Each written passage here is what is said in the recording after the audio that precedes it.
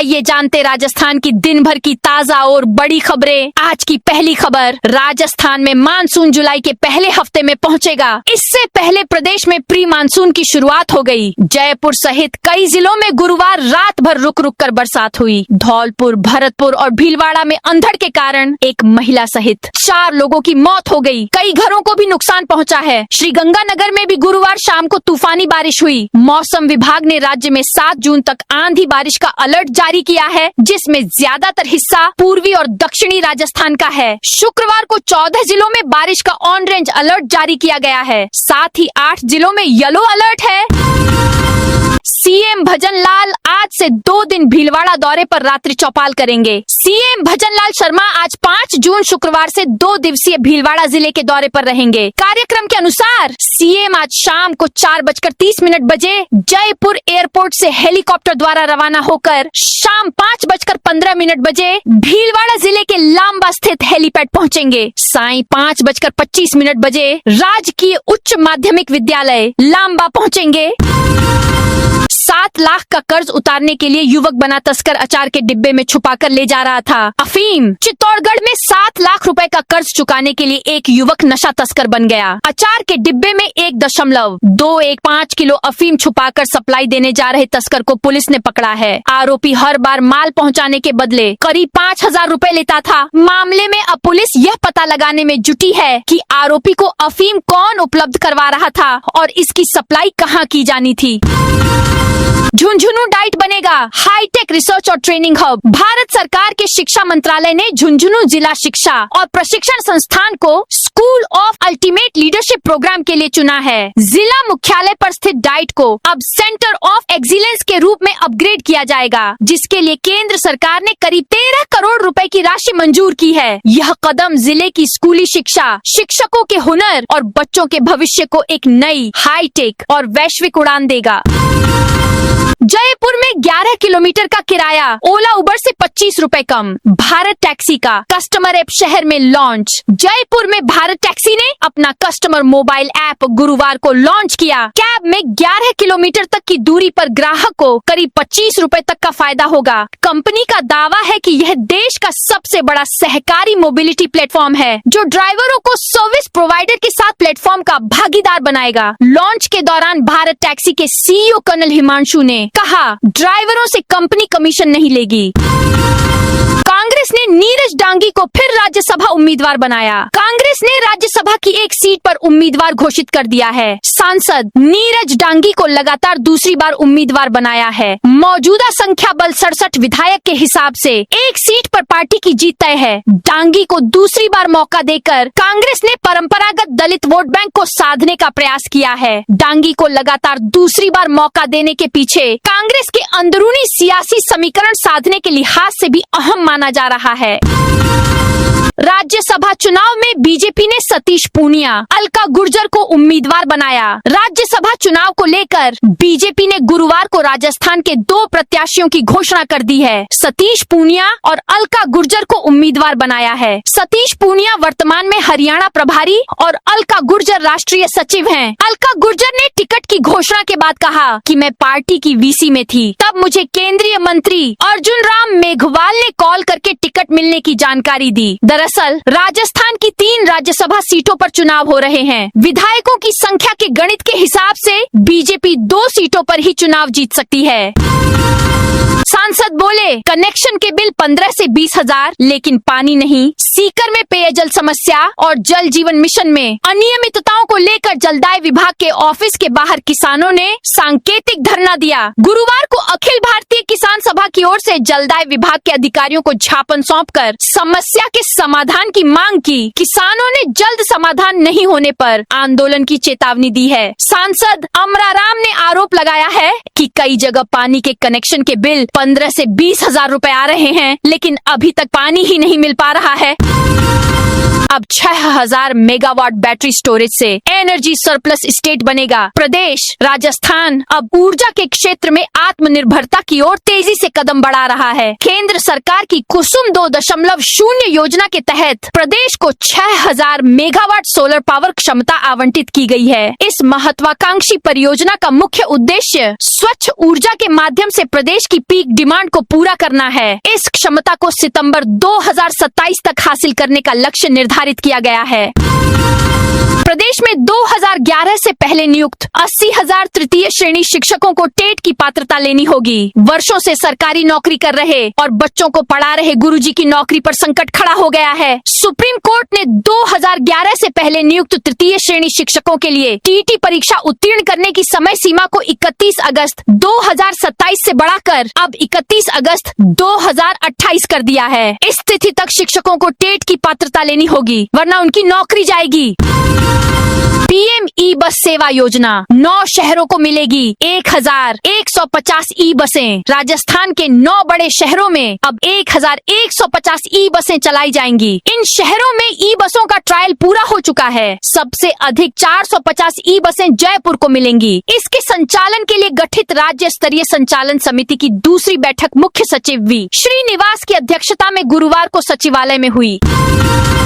जोधपुर में कपड़ा धुलाई की अवैध फैक्ट्री तोड़ी। जोधपुर विकास प्राधिकरण ने अवैध निर्माण, अतिक्रमण और बिना अनुमति संचालित औद्योगिक इकाइयों को लेकर गुरुवार को बड़ी कार्रवाई की। जेडीए की टीम की ओर से बनाड़ व गेलावास क्षेत्र में अवैध रंगाई छपाई एवं धुलाई इकाइयों को ध्वस्त किया गया, तोड़ा गया। वहीं ग्राम बेरू में मुख्य सड़क मार्ग पर किए गए अतिक्रमण को हटाकर रास्ता आम जन के लिए खुलवाया गया। कचरा प्लांट हटाने की मांग, 55 दिनों से धरना जारी। श्रीगंगानगर नगर परिषद के विवादित कचरा प्लांट को नेतेवाला से नरसिंहपुरा मांझूवास बारानी क्षेत्र में स्थानांतरित करने के मामले में अब लोकायुक्त राजस्थान ने सख्ती दिखाई है। लोकायुक्त कार्यालय ने कलेक्टर को नोटिस जारी कर जवाब तलब किया है। मामले की अगली सुनवाई 20 जुलाई को होगी। वहीं इसी मामले को लेकर जोधपुर हाई कोर्ट में श्री गोविंद गोदाम गौशाला की ओर से दायर याचिका पर 26 मई को सुनवाई हो चुकी है। होटल लॉगिन पार्ट में चल रहे स्पा सेंटर पर छापेमारी। जयपुर में अवैध रूप से स्पा सेंटरों की आड़ में चल रही संदिग्ध गतिविधियों पर लगाम लगाने के लिए एयरपोर्ट थाना पुलिस ने कार्रवाई की। गुरुवार को पुलिस ने होटल लॉगिन पार्ट स्थित स्पा सेंटर पर छापा मारा। इस दौरान पुलिस ने 5 महिलाओं समेत 8 लोगों को गिरफ्तार किया। पुलिस का कहना है कि स्पा सेंटर संचालक जयपुर पुलिस कमिश्नरेट की ओर से जारी दिशा निर्देशों की पालना नहीं कर रहे थे। धार्मिक प्रोग्राम्स में चोरी करने वाली अंतर्राज्यीय गैंग पकड़ी। जयपुर में धार्मिक आयोजनों में चोरी और लूटपाट करने वाली अंतर्राज्यीय गैंग का पुलिस ने पर्दाफाश किया है। गोविंद देव जी मंदिर परिसर में आयोजित नानी बाई का मायरो कथा के दौरान पुलिस ने पंजाब और हरियाणा से जुड़े ड्राइवर सहित 4 महिलाओं सहित 5 आरोपियों को गिरफ्तार किया गया है, जबकि एक फरार हो गया। आरोपियों ने पुलिस से बचने के लिए भागते समय कई वाहनों को टक्कर भी मारी, लेकिन पुलिस ने घेराबंदी कर उन्हें दबोच लिया। ये गैंग धार्मिक आयोजनों में श्रद्धालुओं को निशाना बनाती है। 220 करोड़ की अवैध संपत्ति जब्त करने की तैयारी। राजस्थान पुलिस ने अवैध काली कमाई से बनाई गई संपत्तियों को चिन्हित कर उन्हें जब्त और कुर्क करने की मुहिम शुरू की है। पुलिस ने अब तक 636 हार्डकोर गंभीर अपराधियों की 220 करोड़ रुपए से अधिक की अवैध संपत्तियों को कोर्ट के जरिए जब्त करने की प्रक्रिया चल रही है। डीजीपी राजीव कुमार शर्मा ने बताया कि अपराधियों की अवैध संपत्तियों की पहचान करके न्यायालयों में अब तक 584 इस्तगा से कानूनी दावे पेश किए जा चुके हैं। नकली नोट मामले में 2 आरोपी जेल भेजे। मुख्य आरोपी कुलदीप गुर्जर की तलाश जारी। फरीदाबाद में कली नोटों के मामले में राजस्थान पुलिस ने बेतक 2 आरोपियों को गिरफ्तार किया जा चुका है, जिन्हें कोर्ट में पेश करने के बाद न्यायिक हिरासत में जेल भेज दिया गया है। राजस्थान के दौसा सदर थाना प्रभारी मुकेश कुमार ने बताया कि जांच के दौरान कुलदीप गुर्जर का नाम मुख्य आरोपी के रूप में सामने आया है। उसकी तलाश में राजस्थान पुलिस और क्राइम ब्रांच की टीमें लगातार छापेमारी कर रही हैं। साथ ही यह भी पता लगाया जा रहा है कि इस गिरोह में और कौन-कौन लोग शामिल हैं। हल्दी घाटी विजय के 450 साल होने पर 17 जून को महासभा, महाराणा प्रताप जयंती और हल्दी घाटी विजय के 450 साल पूरे होने के ऐतिहासिक अवसर पर उदयपुर में आगामी 17 जून को एक विशाल राष्ट्र चेतना संकल्प सभा का आयोजन किया जाएगा। प्रताप गौरव केंद्र राष्ट्रीय तीर्थ की ओर से होने वाले इस भव्य कार्यक्रम की तैयारियां तेज हो गई हैं। महासभा से पहले मेवाड़ के हर गांव तक हल्दी घाटी विजय की शौर्य गाथा पहुंचाने के लिए एक बड़ा जन जागरण अभियान चलाया जाएगा, जिसके तहत लोगों को 2 लाख पत्रक पर्चे बांटे जाएंगे। प्रदेश में 350 जगह लगेंगे 850 ईवी चार्जिंग स्टेशन। ऊर्जा मंत्री हीरालाल नागर ने कहा, राजस्थान में इलेक्ट्रिक वाहनों को बढ़ावा देने के लिए प्रदेश भर में 350 स्थानों पर 850 ईवी चार्जिंग स्टेशन लगाए जाएंगे। विद्युत भवन में प्रेस कॉन्फ्रेंस के दौरान गुरुवार को ऊर्जा मंत्री हीरालाल नागर यह जानकारी दी। ऊर्जा मंत्री ने बताया, इलेक्ट्रिक वाहनों को बढ़ावा देने के लिए प्रदेश भर में 350 स्थानों पर 850 ईवी चार्जिंग स्टेशन स्थापित किए जाएंगे। सरकारी पार्किंग, सरकारी भवनों और अन्य उपयुक्त स्थानों पर चार्जिंग नेटवर्क विकसित होगा। इन चार्जिंग स्टेशनों को मोबाइल ऐप से जोड़ा जाएगा। इससे वाहन ड्राइवर रियल टाइम में अपने आसपास उपलब्ध चार्जिंग स्टेशन की जानकारी प्राप्त कर सकेंगे। सिगरेट के पैकेट पर चेतावनी नहीं, टीम ने की जब्त 2 दुकानों पर हेल्थ विभाग का एक्शन। सिगरेट के पैकेट पर वैधानिक चेतावनी नहीं थी। चेतावनी के तंबाकू उत्पाद बेचना एक गंभीर कानूनन अपराध है। ऐसे में जैसलमेर में गुरुवार को हेल्थ विभाग की टीम ने 2 दुकानों पर कार्रवाई कर सिगरेट के 51 पैकेट जब्त कर लिए। कार्रवाई से बाजार में हड़कंप मच गया। शहर के हनुमान सर्किल पर 2 दुकानों, रव जनरल स्टोर और बंशी जनरल स्टोर पर टीम ने अचानक छापा मारकर बिना वैधानिक कानूनी चेतावनी वाले सिगरेट के पैकेट जब्त कर ली। वांछित आरोपी की अवैध संपत्ति पर बुलडोजर चला। 5 करोड़ की ब्राउन शुगर तस्करी की थी। प्रतापगढ़ जिले में तस्कर उस्मान खान पठान के अवैध निर्माण पर बुलडोजर चलाया गया। यह कार्रवाई 5 करोड़ रुपए की ब्राउन शुगर तस्करी के मामले में वांछित उस्मान खान पर शिकंजा कसने के तहत की गई। सरकारी जमीन पर अतिक्रमण कर बनाए गए उसके अस्तबल और अन्य निर्माणों को ध्वस्त कर दिया गया। अब दिन में भी किसानों को मिलेगी बिजली। चित्तौड़गढ़ में शुरू होगी 2 ब्लॉक बिजली आपूर्ति। चित्तौड़गढ़ जिले के किसानों के लिए राहत भरी खबर है। प्रदेश सरकार के साल 2027 तक सभी कृषि उपभोक्ताओं को दिन में बिजली उपलब्ध कराने के लक्ष्य की दिशा में जिले को भी 2 ब्लॉक विद्युत आपूर्ति व्यवस्था से जोड़ दिया गया है। इसके तहत अब जिले के अधिकांश किसानों को कृषि कामों के लिए दिन के समय बिजली मिल रही है। चित्तौड़गढ़ प्रदेश का ऐसा जिला है जहाँ कृषि बिजली उपभोक्ताओं की संख्या सबसे ज्यादा है। जिले में करीब 1.01 लाख कृषि उपभोक्ता हैं और उन्हें दिन में बिजली उपलब्ध कराने की व्यवस्था किसानों के लिए बड़ी सुविधा मानी जा रही है। उदयपुर में 150 करोड़ की सरकारी जमीन से हटाया अतिक्रमण। उदयपुर में भूमाफियाओं के अवैध मकान और बाउंड्री वॉल पर बुलडोजर चला। उदयपुर विकास प्राधिकरण यूडीए ने डांगियों की पंचौली क्षेत्र में करीब 150 करोड़ रुपए की सरकारी जमीन से अतिक्रमण हटाया है। कमिश्नर अभिषेक खन्ना ने बताया, यूडीए ने पहले भी कई बार यहां काम रुकवाया था, लेकिन भूमाफिया सरकारी छुट्टियों के दिनों का फायदा उठाकर लगातार निर्माण करते रहे। गुरुवार को इन सभी अवैध निर्माणों को ढा दिया गया। थानों के बाहर लगेंगे 5 करोड़ के हाई फ्रीक्वेंसी कैमरे। उदयपुर में आयोजित डीएमएफटी बैठक में शहर विधायक ताराचंद जैन ने सुरक्षा और स्वास्थ्य सुविधाओं को मजबूत करने के लिए कई महत्वपूर्ण प्रस्ताव रखे। प्रस्तावों में शहर के थानों के बाहर करीब 5 करोड़ रुपए की लागत से हाई फ्रीक्वेंसी कैमरे लगाने और हिरणमगरी व अंबा माता हॉस्पिटल में सीटी स्कैन मशीनें उपलब्ध कराने की बात शामिल रही।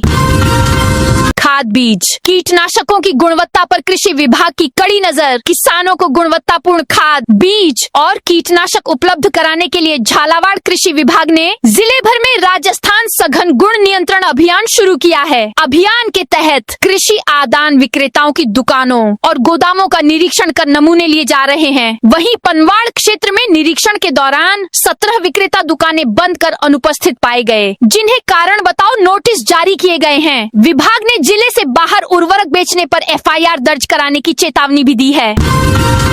सरकारी वेबसाइट और ऑनलाइन नेटवर्क पर साइबर हमले का खतरा। राजस्थान में सरकार की ऑनलाइन सेवाओं और ऑनलाइन नेटवर्क पर साइबर हमले का खतरा है। सरकारी विभागों में लगे कंप्यूटर और डाटा की सुरक्षा पर गंभीर खतरा मंडरा रहा है। आईटी विभाग ने सभी विभागों को खतरे को लेकर चेताया है। विभाग ने अलर्ट देते हुए तत्काल प्रभाव से साइबर सिक्योरिटी गाइडलाइन के हिसाब से सेफ्टी लागू करने को कहा है और इसके लिए लेटर भी भेजे गए हैं। आईटी विभाग की सिक्योरिटी ऑडिट में पाया गया है कि सरकारी विभागों के अफसर और कर्मचारी ही पूरे नेटवर्क की सुरक्षा को खतरे में डाल रहे हैं। सरकारी छुट्टी में काम कराने के आदेशों का विरोध। बूंदी के नैनवा में ग्राम विकास अधिकारी संघ, पटवार संघ और कृषि पर्यवेक्षक संघ के कर्मचारियों ने सरकारी छुट्टी और शनिवार रविवार को कार्यालयों में कार्य कराने के आदेशों का विरोध किया। उन्होंने राजस्थान सरकार के मुख्य सचिव के नाम उपखंड अधिकारी कार्यालय में ज्ञापन सौंपा। ज्ञापन में कर्मचारियों ने कहा कि विभिन्न विभागों के कार्मिकों से नियमित कार्य दिवसों के अतिरिक्त राजकीय अवकाशों और सप्ताहांत में भी सरकारी कार्य करवाए जाते हैं। इससे कर्मचारियों के पारिवारिक और व्यक्तिगत जीवन पर प्रतिकूल प्रभाव पड़ रहा है। प्रतापगढ़ में तंबाकू उत्पादों पर रसद विभाग का सर्वे एक्सपायरी उत्पाद नष्ट किए। प्रतापगढ़ जिले में रसद विभाग ने तंबाकू उत्पादों के प्रभाव से बच्चों को बचाने और कोटपा अधिनियम को प्रभावी ढंग से लागू करने के लिए व्यापारिक प्रतिष्ठानों का सर्वे किया। इस दौरान कई दुकानों पर अवधि पार तंबाकू उत्पाद मिले, जिन्हें मौके पर ही नष्ट करवाया गया। सर्वे के दौरान कई दुकानदारों को तंबाकू सेवन से स्वास्थ्य को होने वाले नुकसान का साइन बोर्ड नहीं लगाने पर चेतावनी दी गई। विभाग ने अधिनियम के उल्लंघन पर चालानी कार्रवाई भी की। डूंगरपुर में अवैध बजरी परिवहन पर कार्रवाई, पुलिस ने 3 ट्रैक्टर ट्रॉली किए जब्त। डूंगरपुर में वर्दा थाना पुलिस ने अवैध बजरी परिवहन के खिलाफ बड़ी कार्रवाई की है। पुलिस ने 3 बजरी से भरे ट्रैक्टर ट्रॉली जब्त किए हैं। यह कार्रवाई नाकाबंदी के दौरान की गई। वर्दा थाना प्रभारी मोहम्मद रिजवान खान के नेतृत्व में पुलिस टीम क्षेत्र में नाकाबंदी कर वाहनों की तलाशी ले रही थी। इसी दौरान बजरी से भरी 3 ट्रैक्टर ट्रॉली आती दिखी। पुलिस ने उन्हें रोककर बजरी परिवहन से संबंधित दस्तावेज मांगे। वाहन ड्राइवरों के पास कोई वैध कागजात नहीं मिलने पर पुलिस ने तीनों ट्रैक्टर ट्रॉली जब्त कर थाने में खड़ा करवा दिया। दोस्तों, ये थी राजस्थान की दिन भर की ताजा और बड़ी खबरें। आप इस वीडियो को कौन से जिले से देख रहे हैं, ये उस जिले का नाम कमेंट में बताइए।